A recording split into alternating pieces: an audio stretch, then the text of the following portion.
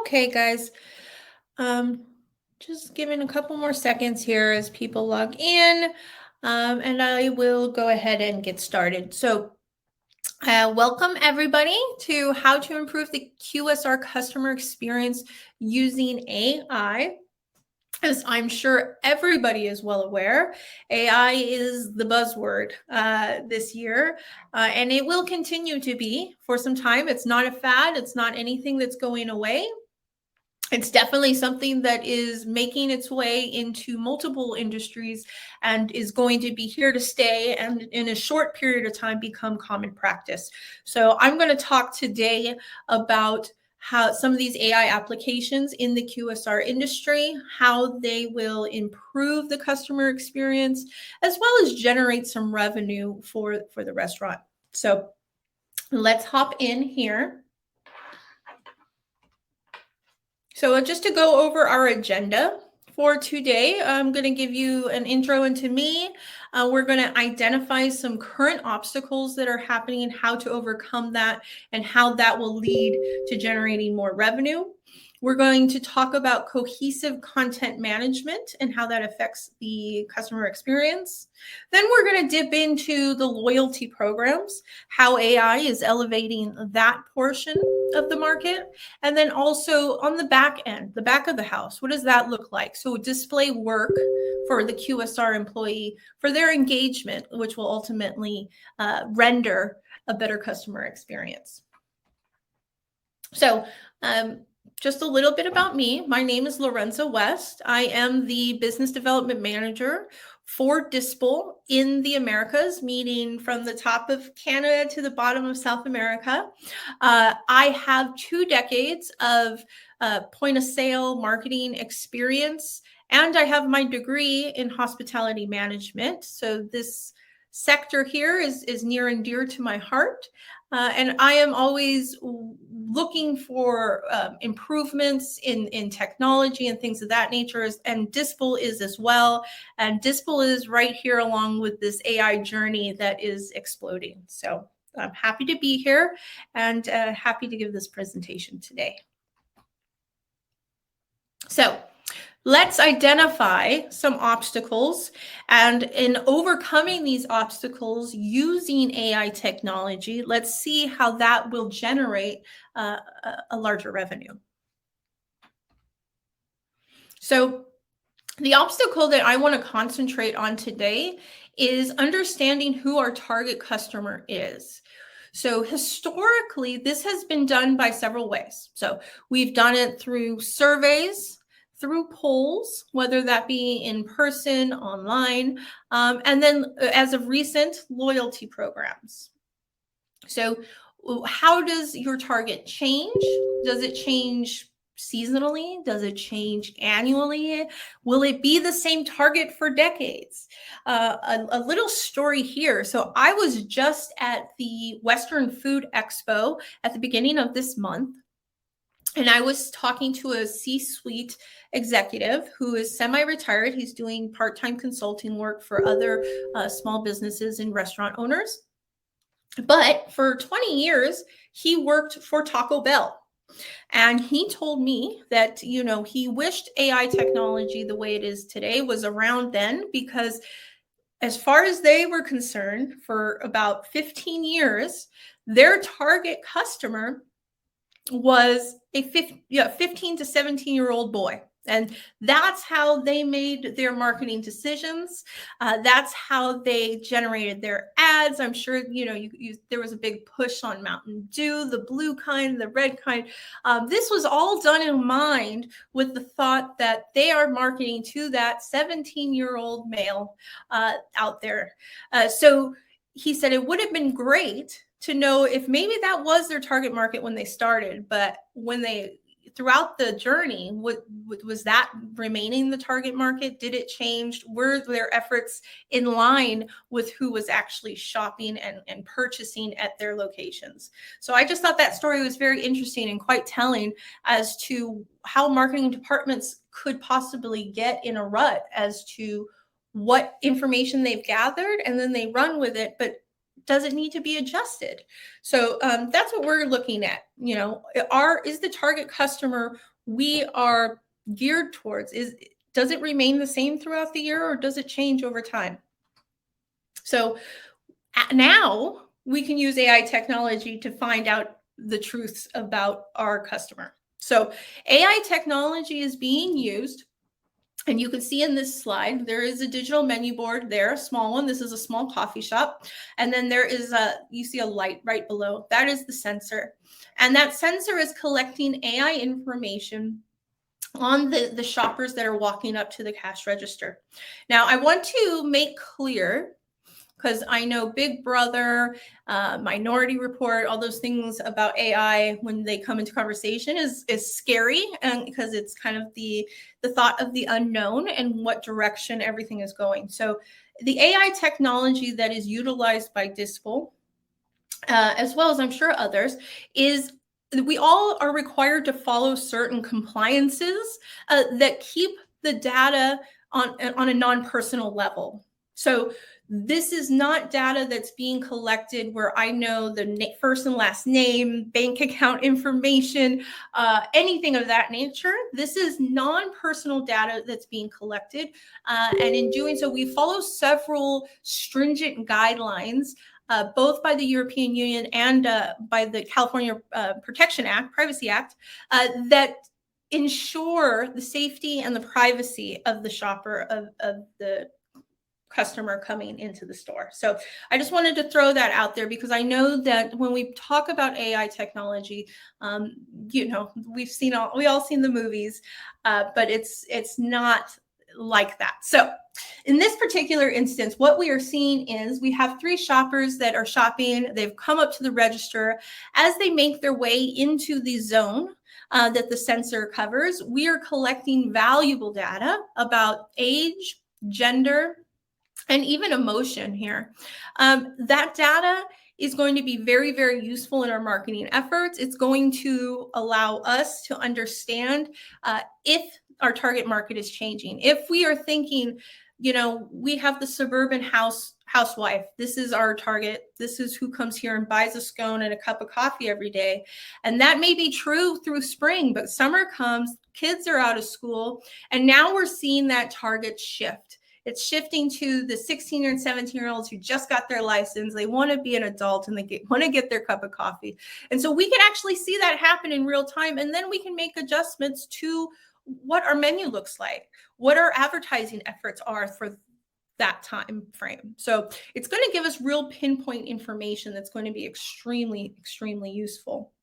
And this is just a splattering of what that dashboard looks like. So of those people, as they're being collected on that front end, this is what that back end is collecting and what it looks like. This is a dashboard that is allowing me to see I have 250 engaged visitors. Of those engaged visitors, what percentage of them are male versus female?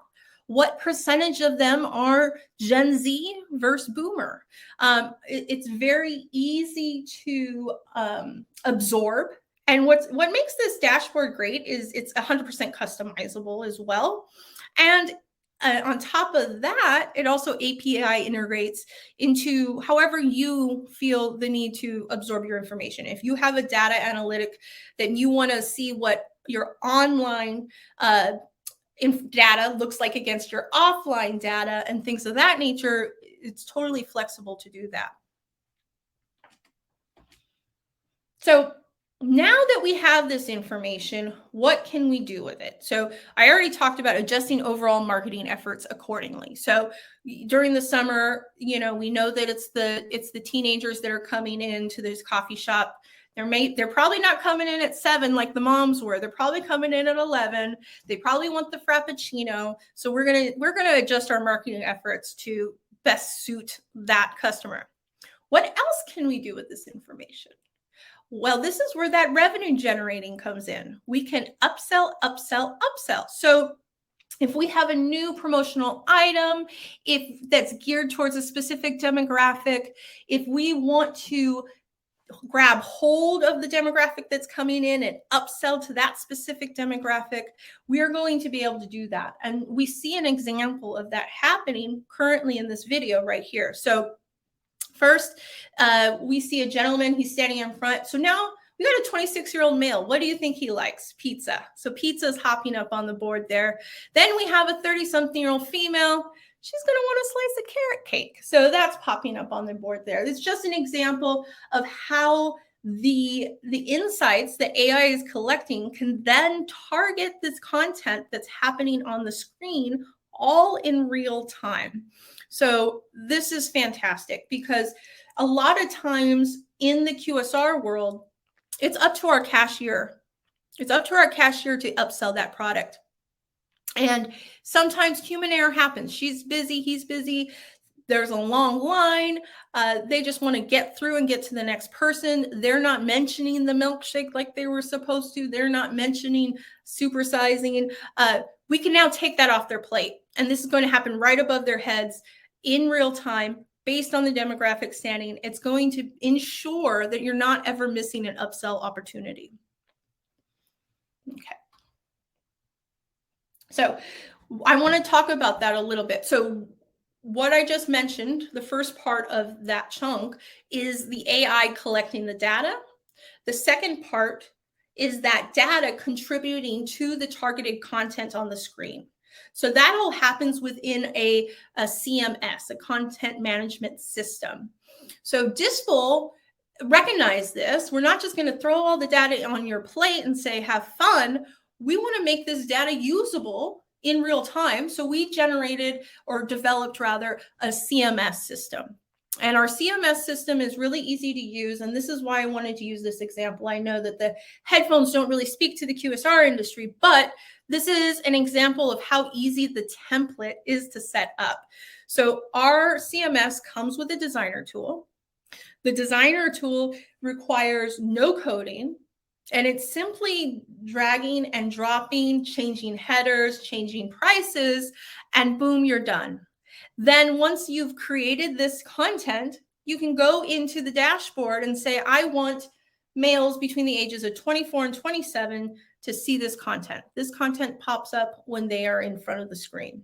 So it's a super intuitive and easy to use CMS that is then paired with those visitor insights that your AI is collecting. So here, this is really cool. So along with our CMS, we figured we can't just create a CMS that only handles visitor insights. Our CMS has to be all encompassing. So we got the visitor insights in there. We got the CMS in there. And then we have menu board synchronization. And then we have queue management. So this is in a Hardee's.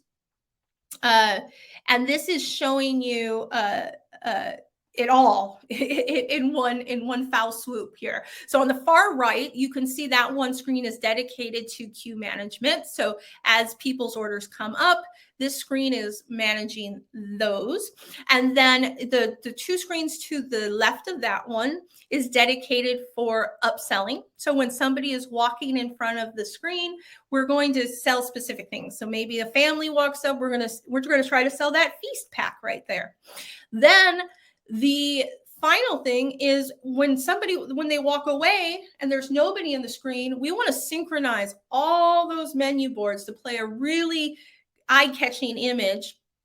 And that's what it does. And then it reverts back to the menu and the upsell as soon as somebody walks in front.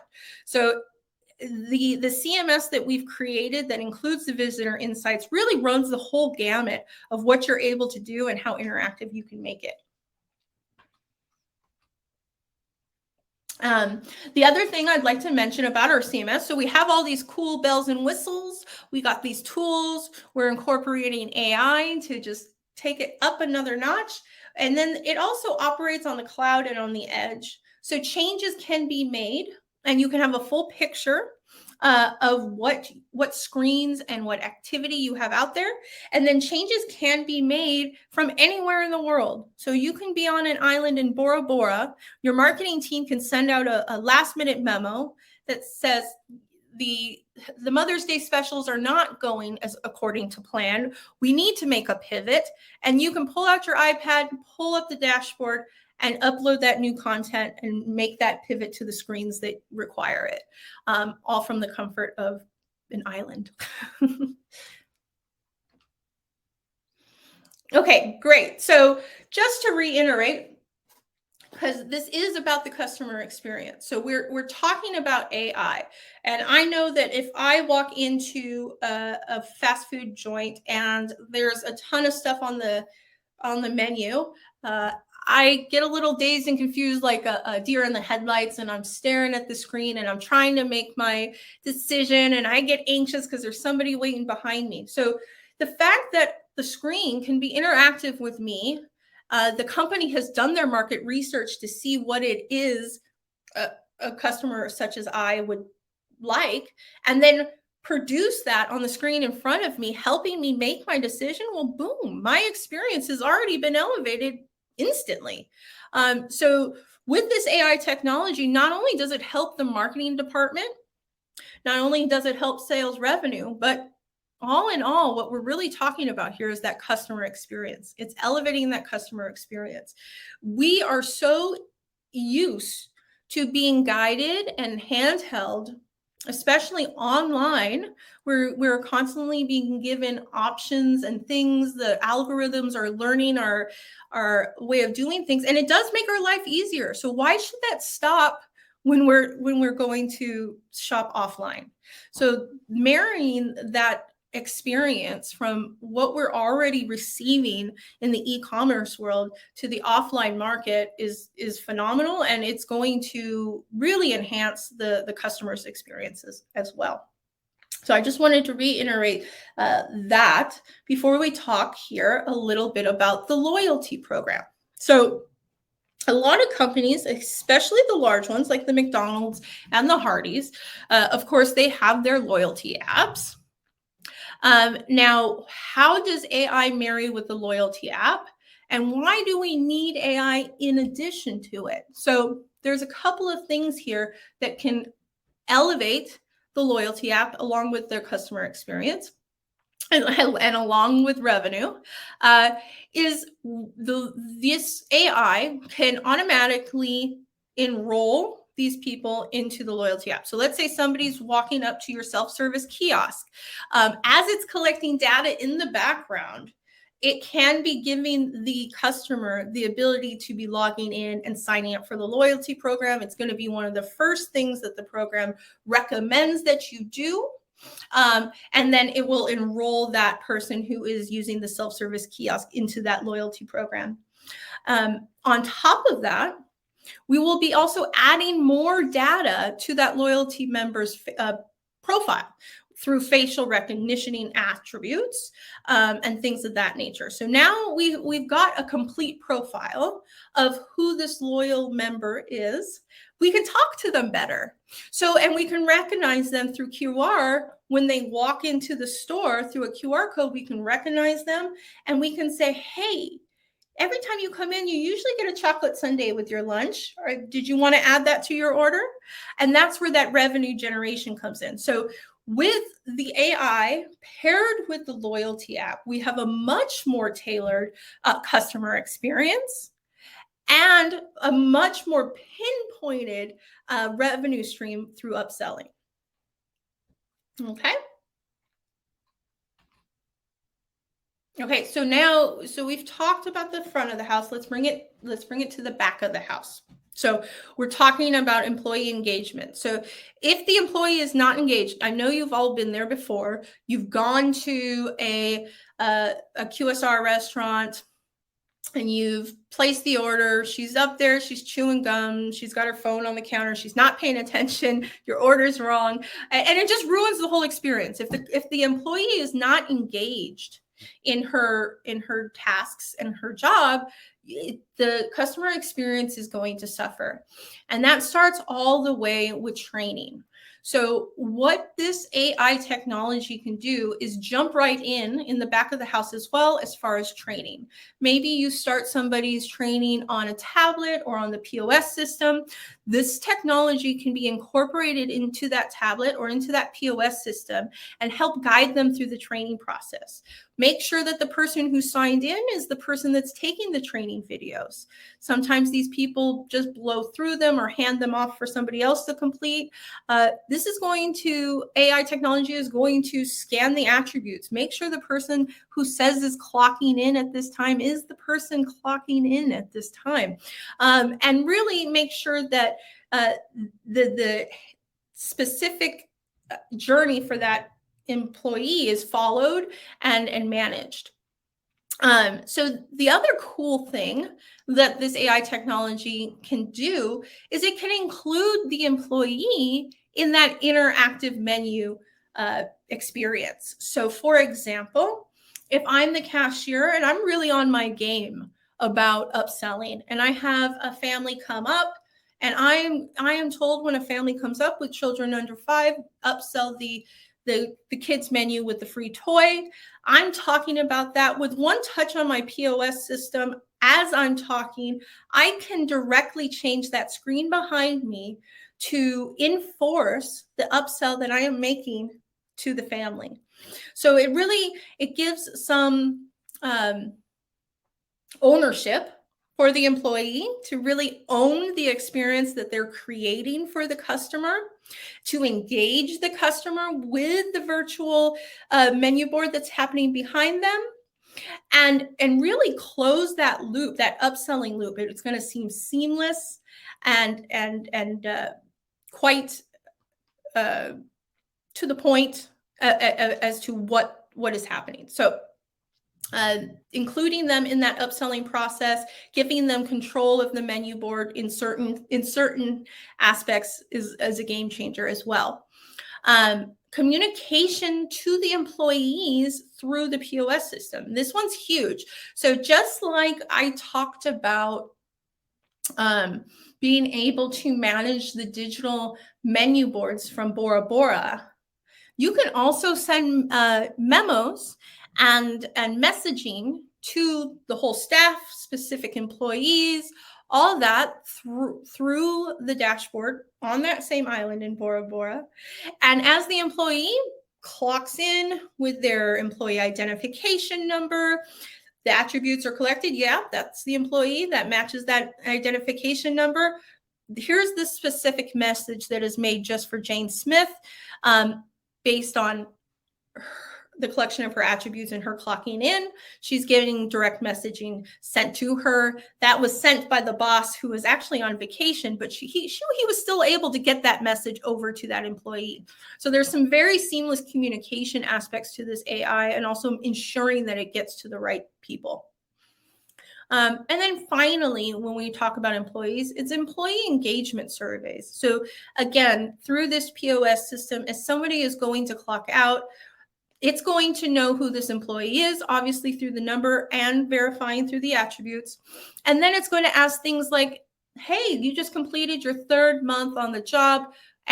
Please answer a couple of these questions. They could be surveys about how they're enjoying their job, refresher questions about the menu or about protocol while on the job. There's a million ways that can be utilized as well.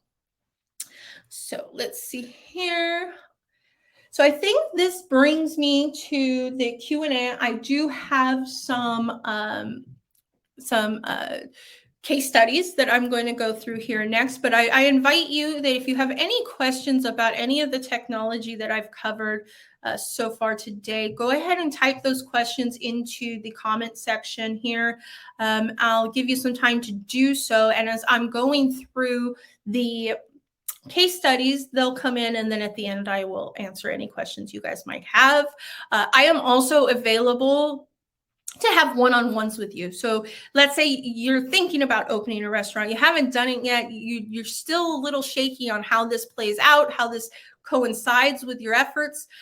Let's chat, let's talk it through, let's make a plan. Let's say you have one location and you want to open a second location, but you really do need to dig into the data before doing that. Let's get you some data to dig into. Let's have a conversation. All right, so the first case study that we're looking at today is Neat Burger. In this instance, we see menu boards. We see this self-service kiosk. We see queue management. And then we also see promotions happening on, they're going to be happening on all screens across the board. So as this self-service kiosk, as somebody is going up to this, their data is being collected through a sensor as well. So there's going to be various points. We also can see to the journey. So let's say you have a digital menu board at the cash register. You have maybe some screens that are playing some promotional items throughout the store. And then maybe right when you walk in, you have another self-service kiosk. So as this person is moving around the store, maybe they've decided to use the self-service kiosk. They couldn't find what they want, so they got in line. I mean, this is going to give you a very big indication of how many people are walking up to your self-service kiosk, abandoning it to talk to a real person. So this is going to give you a very good indication of how your self-service kiosk is performing. If you see that happening a lot, you're going to want to go back to the interface on that self-service kiosk and make some improvements, because if people are abandoning it, it's not doing what you originally set out to do. So all that customer journey as they go through the store is very indicative of, how successful your floor plan is, how successful your kiosk initiative is, how successful your menu boards are. So it's going to give you very vital information. Again, so this is what we talked about a little bit earlier. So this is Hardee's. And again, I'm just going to touch on what we got going on in this. We got synchronization of the digital menu boards. We got upselling through targeted messaging based on the demographic standing in front. And then we have queue management. And like I said, all of this is being handled through the Dispo products through their CMS. And another example is Dodo Pizza that we have here in Kazakhstan. And again, this is a very, a simple demonstration. We got a little bit of that menu board synchronization happening there. And then we have the menu boards. I believe we have queue management, though it may not be. We also have an example of a promotion for the loyalty program. I don't know if you saw that QR code pop up there. So they can log into the loyalty program straight from there just by using that QR code. And then finally, we have Bread House. So Bread House is utilizing this mainly for audience analytics. So what's happening here is we have a screen here that is providing some upselling. It's generic promotions. This isn't targeted, but what we see there at the bottom of that screen is a camera, and the camera is collecting the data. So we'll be able to see here at Bread House that the larger audience between the hours of 7 a.m. and 9 a.m. are males in their late 20s, early 30s. While when you get later into the afternoon, like after work, we're seeing more females in their 20s coming in. So whatever that data may be, this particular location is using that to collect data so that they can see, they're going to compare it to their sales. They're going to compare it to, so we got majority of men in the morning and we sold out of croissants. So, I mean, that's a very good indication that the male shoppers are lean towards the croissants. So let's make sure our croissants are stocked up, ready to go between these hours, because this is when this happens, and this is who is purchasing this. So that was my last slide. So I don't see any questions here in the chat. So I just wanted to take this moment here and thank everybody for showing up. Again, I believe after this, the team is going to be throwing this up on YouTube. So if you need to revisit this, there will be a YouTube. To everybody that signed up, I will be reaching out, making sure you have a link to that. And if you have any questions, please just respond to my email, let me know, and we can schedule some one-on-one time. All right. Well, that's my time. I hope everybody has a very productive rest of your day. And thank you so much.